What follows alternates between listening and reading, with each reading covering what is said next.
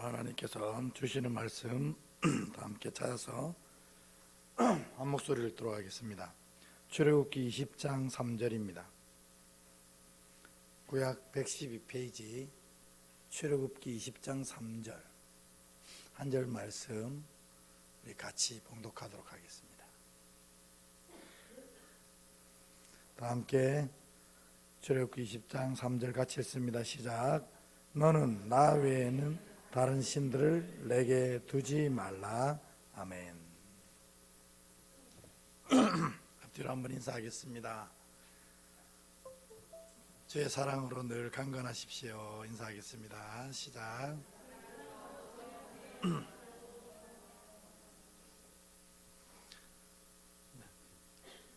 이렇게 꼬리 같은 목소리로 나와도 시원찮은데 목소리가 좀 쉬었습니다. 듣기가 좀 힘드셔도 용서하시고 저를 위해서 좀 빨리 회복될 수 있도록 기도해 주시면 고맙겠습니다. 우리 오늘 본문은 너는 나 외에 다른 신을 내게 두지 말라 하는 하나님의 당부입니다. 이걸 보면 하나님은 질투하시는 하나님, 오직 자기만 바라보게 하시는 하나님이신가 이렇게 이야기할 수 있지만 실질적으로 하나님이 이런 말씀을 하시는 것은 하나님을 위해서 하시는 말씀이 아닌 것입니다. 여러분, 우리가 하나님만 오직 섬기고 우리가 오직 하나님께만 충성한다고 하나님께 뭐가 달라지는 게 있을까요? 제가 늘 비유하는 대로 개미는 아주 눈꽃만한 과자 부스러기 하나가 자기 크기만 하기에 이걸 하나 발견하면 정말 신납니다. 행복합니다. 그러나 그 개미가 그 과자 부스러기, 자기만한 눈꽃만한 과자 부스러기 우리한테 갖다 준다고 우리가 와 이거 대단한 거야 할 수 있을까요? 말은 무슨 말이냐면 우리가 하나님께 충성하고 헌신하며 신실함을 지키는 것이 하나님을 위한 것이 아니라는 걸 우리가 알아야 되는 겁니다. 그거는 하나님이 이렇게 하시는 것은 오직 우리를 위해서 하시는 거라는 거예요. 그래서 하나님을 온전하고 신실하게 섬길 때 누리는 그 복을 자녀들이 누리게 하시기 위해서 보다 더 바르고 귀한 신앙을 하라 이렇게 하시면서 오늘 10계명 제1계명 너는 나 외에 다른 신을 내게 두지 말라 이렇게 하시는 겁니다. 우리가 이조년의 시에 보면은 다정도 병이라고 그랬거든요. 그러니까 하나님이 우리 이게 버러지 같은 인생들을 너무나 사랑하시는 것이 병이 되어가지고 나중에 결국 어떻게 됩니까? 당신의 독생자 외아들을 죽여야만 하는 상황까지 가잖아요. 그러니까 저는 이 10계명 제1계명을 볼 때 마음이 짠하고 무너집니다. 우리 하나님의 마음이 느껴져야 하는 것입니다. 근데 여기 보면 아주 독특하고 특별한 의미가 있습니다. 나 외에 다른 신을 두지 말라 할 때 나 외에 하는 단어는 알파님 이렇게 기록되어 있습니다. 근데 이 알파님이라는 의미가 뭐냐면 영어로 직역하면 before my face입니다. 그러니까 내 얼굴 앞에 다른 우상을 두지 말라는 겁니다. 여러분, 이게 도대체 무슨 뜻일까요? 민수기에 보면 하나님이 모세를 통해서 이스라엘을 축복할 때 하나님의 얼굴빛이 이스라엘 백성들에게 온전히 비춰지기를 선포하라고 하거든요. 그런데 그 얼굴빛이 뭐냐면 바로 하나님의 은혜와 평강입니다. 그러니까 하나님이 나 외에 다른 신을 두지 말라 하는 것은 하나님의 얼굴을 가리는 우상이 여기에 있으면 하나님이 우리에게 주시고자 하는 은혜와 평강이 너희에게 온전히 전달될 수가 없기 때문이라는 겁니다. 그러니까 하나님이 우상을 두지 말라고, 나 외에 다른 신을 두지 말라고 하는 것은 하나님이 질투나서가 아니고, 왜냐하면 그건 다 만방의 모든 신은 다 헛된 우상이잖아요. 나무 조각에 불과하고 쇠 조각에 불과하잖아요.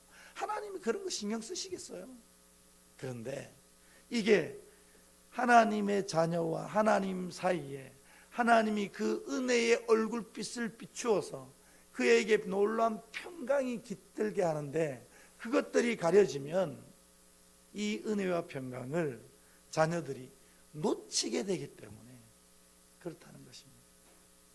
그러니까 여러분, 하나님과 여러분 사이에 혹시 다른 우상과 신이 있습니까? 그게 있으면 하나님 은혜와 평강이 깨어지게 되는 것입니다. 왜요? 자꾸 그게 보이거든. 결국 신앙의 정결성을 유지하라는 이 말씀은 우리가 놀라운 은혜를 누리길 바라는 아버지의 마음이 완전히 담겨져 있다는 것입니다. 그러니까 여러분, 하나님이 이렇게 하라고 하시는 것을 하나님의 욕심, 하나님의 뜻을 채우려고 한다 생각하시면 착각 중에 상착각이라는 겁니다. 하나님 은혜를 주시기 위해서 은혜에 방해되는 것들을 제거했으면 한다는 거예요. 근데 이스라엘은 왜 하나님이 그 놀라운 경험을 하고 출애굽의 놀라운 경험을 하잖아요. 낮에는 구름 기둥, 밤에는 불 기둥으로 지키시고, 물이 없으면 반석을 치시고, 양식이 없으면 만나와 메추라기로 날마다 채우신 이 하나님을 이스라엘이 경험합니다. 그런데 왜 오늘 이런 계명을 나오게 했을까요? 이스라엘이 우상을, 다른 신을 자꾸 섬기는 겁니다. 그런데 이스라엘에게도 사실은 핑계는 있습니다. 이스라엘은 원래 유목민이었어요. 그래서 이스라엘을 섬기는 신도 유목신이라고 다른 민족들이 얘기를 합니다. 그래서 다윗도 하나님을 고백할 때 뭐라고 해요? 여호와는 나의 목자시니. 왜냐하면 이스라엘 자체가 이 전부 목축을 하는 유목민이었기 때문에 이 양이 양떼를 돌보듯이 우리 하나님이 우리를 돌본다, 이런 고백으로 여호와는 나의 목자시니 한 겁니다. 그런데 이들이 가나안 땅에 오면서 가나안 땅에 정착하게 됩니다. 그리고 농사를 짓게 돼요. 그러니 유목신이 만족이 안 되는 겁니다. 정착했기 때문에 그들은 또 정착신이 필요한 겁니다. 여러분, 정착신이 뭡니까? 이스라엘 백 하나님이 목자 되신 하나님이라면 정착신은 농사의 신을 말하는 거거든요.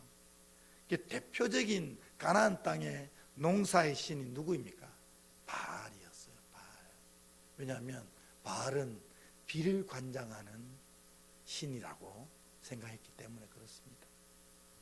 그러니 이스라엘 백성들의 마음이 여호와를 분명히 경험했기 때문에 여호와를 섬기지만, 이제 정착해서 농사를 지으면서 이 땅에 농사를 주관한다는 신 바알에게 자꾸 마음이 뺏기는 거예요. 그러니 결국 이스라엘 백성들이 어떻게 됐냐면 여호와도 섬기고 바알도 섬기는 아주 이상한 종교 혼합주의가 이스라엘 전체에 쫙 퍼지게 된 거예요. 그러니까 너 하나님을 섬기니? 아멘, 여호와는 나의 목자십니다 하고 나서 이 예배가 끝나면 또 어디로 가냐면 바알 신전에 가서 바알에게 또 제사를 지내는 거예요.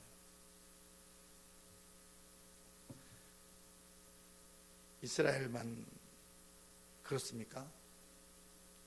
우리 신앙도 마찬가지일 것 같습니다. 우리가 진짜 진짜로 여호와 하나님만 섬기느냐 이렇게 얘기할 때 정말 우리 하늘을 우러러 한 점 부끄러움 없이 아멘 할 수 있냐는 거예요. 분명히 여호와를 섬깁니다. 우리는 예수 그리스도를 믿고 고백하며 그분의 길을 따르고 성령의 인도하심대로 살려고 애를 씁니다. 이건 부인할 수가 없어요. 그런데 놀랍게도 다른 영역에 가면은 또 다른 신을 섬긴다는 것입니다. 직장에 가면 직장의 신, 가정에 가면 가정의 신, 세상에 가면 세상의 신을 섬기는 거예요. 그래서 삶의 필요에 따라서 자꾸 우리가 하나님을 열어두려고 한다는 것입니다. 제가 아주 젊을 때에 필리핀에 선교 갔던 적이 있습니다. 우리 청년대학부를 데리고 필리핀 선교를 갔는데 이게 노방전도를 많이 했습니다. 근데 한 사람이 복음을 듣더니 와, 그런 예수라면 나도 믿겠다 이러는 거예요. 너무 고맙고 감사해가지고 거기서 막 열정적으로 복음을 전하고 영접기도까지 시키고 당신은 이제 그리스도인이고 이제 당신은 죽어도 천국에 갑니다. 막 이 선언을 했습니다. 그랬더니 이 필리핀 청년이 너무 기뻐하면서 오늘 내게 이런 새 생명을 허락했으니 당신들을 그냥 보낼 수 없다. 우리 집에 가서 간단한 욕이라도 하고 가십시오 하는 거예요. 그래가지고 그때 전도팀이 한 10몇 명 됐었는데 그 집에 가서 있었습니다. 근데 그 집에 가서 우리가 기절초풍했다는 거 아닙니까? 뭐냐면 이 사람의 이 거실에 이제껏 그가 믿고 있는 모든 신들의 우상이 쫙 진열된 거예요. 그리고 오늘 우리에게 받았던 그 쪽복음 성경, 그 십자가 그려진 그 책도 그 옆에 탁 놓고 이제 가장 위대한 신이 우리 집에 왔다 이렇게 하는 겁니다.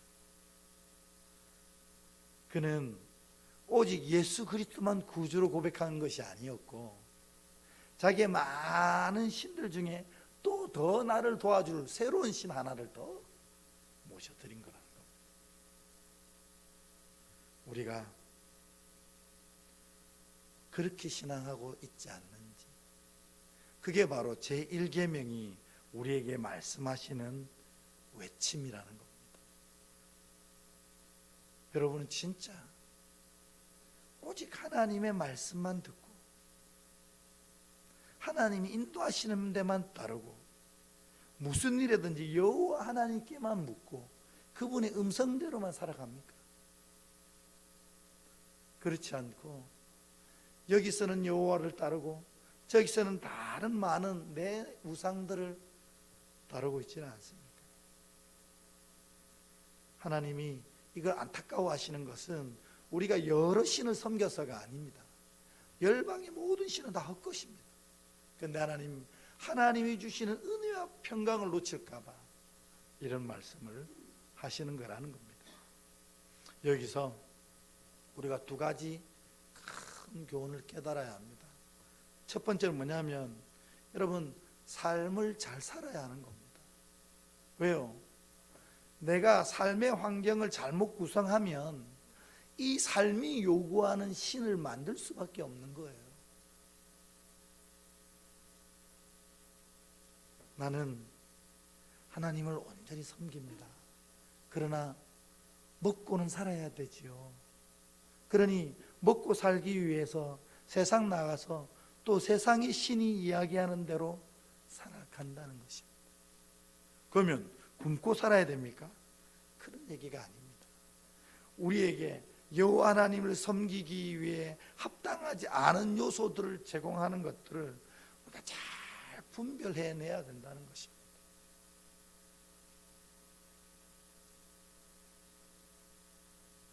두 번째로는 하나님의 얼굴과 음성을 가리는 것들을 잘 제거해 나가야 됩니다. 그래서 우리 하나님의 전신갑주에도 진리의 허리띠를 띠라는 것은 말씀으로 우리의 삶을 간결화시키라는 얘기 말씀드렸죠. 여러분, 우리가 너무 삶을 이렇게 많이 늘여놓으면 그런 것들이 하나님과 나 사이에 알파님, 하나님의 얼굴빛을 가리게 하는 안타까운 일이 일어나게 되어서 은혜와 평강을 놓치게 된다는 것입니다. 그러므로 제1계명은 사실은 하나님을 잘 섬길 수 있도록 너의 삶의 환경을 만들어가고, 그리고 너의 삶의 환경이 하나님을 가리는 것들이 있거든 빨리 제거해 나가라는, 그래서 하나님이 자녀들에게 주시고자 하는 은혜와 평강을 절대 놓치지 말라는, 그게 바로 제1계명의 핵심이라는 것입니다. 그런데 이스라엘 백성들은 하나님도 섬기고 바알도 섬기고 온갖 잡신을 다 섬기기 시작했어요. 그래가지고 필연적으로 등장할 수밖에 없었던 사람이 있었습니다. 그게 누구냐면 바로 엘리야입니다. 엘리야. 여러분, 왜 엘리야가 필연적으로 등장할 수밖에 없냐면 엘리야의 말 이름의 뜻입니다. 여기 보면 엘은 하나님을 의미합니다. 리는 나의 뜻입니다. 야, 여호와를 말합니다. 그러니 엘리야의 이름의 뜻은 나의 하나님은 오직 여호와뿐이다, 이 뜻이라는 겁니다. 이런 믿음으로 엘리야가 나갈 때 850명의 거짓 선지자들과 싸워서 온전히 이길 수밖에 없는 자가 된 겁니다. 그래, 오늘 이 시대를 살아가는 우리, 10계명의 제1계명 앞에 서 있는 우리도 사실은 이 엘리야를 외치며 살아야 됩니다. 나의 하나님은 여호와 한 분뿐입니다. 살아계신 하나님도 여호와 한 분뿐입니다. 내 인생을 바로 세워가야 될 분, 그분 당신뿐입니다. 이런 고백이 우리 오늘날 그리스도인들에게 다시 필요한 게 아니겠습니까? 여러분, 이스라엘이 종교 혼합주의로 빠진 것은 밥을 얻기 위해서였습니다. 근데 밥을 얻고 생명을 잃어서 되겠습니까? 밥을 주시는 생명을 얻어야 하는 것입니다. 그래서 여러분, 밥 때문에 생명을 내려놓겠다는 어리석은 이스라엘의 모습이 여러분에는 전혀 없고, 오직 밥을 주시는 생명, 그 하나님만 붙잡으시는 여러분 되길 축복합니다. 우리의 궁극적인 관심을 그래서 조금 돌릴 필요가 있어요. 그게 뭐냐면 밥에서 생명으로 돌릴 필요가 있습니다. 우리 너무 먹고 사는 데 집중하고 있어요. 그래서 하나님을 안 믿는 게 아니라는 거죠. 하나님을 믿으면서도 먹고 사는 데 집중하다 보니까 궁극적인 관심이 자꾸 이쪽으로 쏠리는 거예요. 그러니 생명을 자꾸 놓쳐가고 있게 된다는 겁니다. 생활도 중요합니다. 그러나 이 생활이 하나님 앞에 평가되어지는 삶, 그것이 더 중요하지 않습니까? 그래서 위대한 신학자 폴 틸리는 하나님을 궁극적인 관심, 우리의 궁극적인 관심이어야 된다 하는 의미로 하나님을 궁극적인 관심이라고 표현했습니다. 그러니까 저는 절대적으로 동의합니다. 우리 믿음의 자녀의 모든 관심은 사실 하나님이어야 합니다. 내가 이 일을 하고 있어도 이 일 앞서가신 그 하나님이 우리의 관심이어야 하고, 이 일이 마무리될 때 그 마무리의 시점에 계신 하나님이 우리의 관심이어야 하는 것입니다. 그게 바로 신앙이라는 것입니다. 그 말씀이 로마서 1장 25절에 나와 있습니다. 우리 같이 한번 이 말씀 읽어볼까요?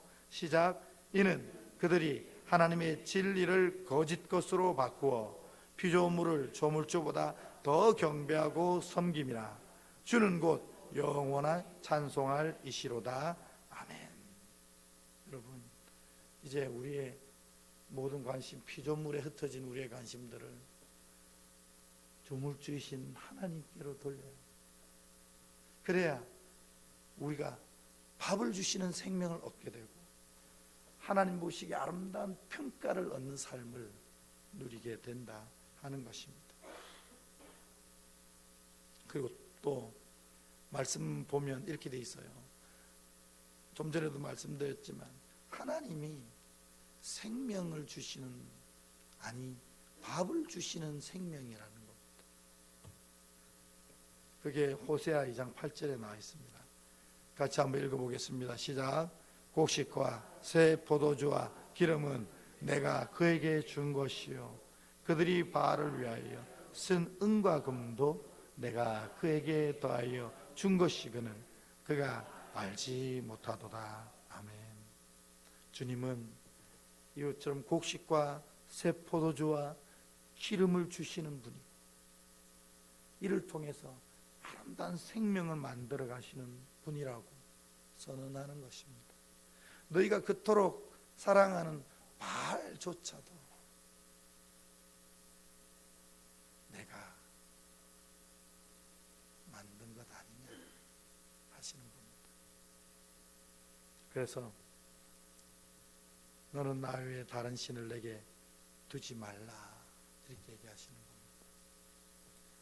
오늘 말씀을 맺겠습니다. 여러분 정말 유일하신 하나님 한 분만 여러분 안에 좌정하십니까?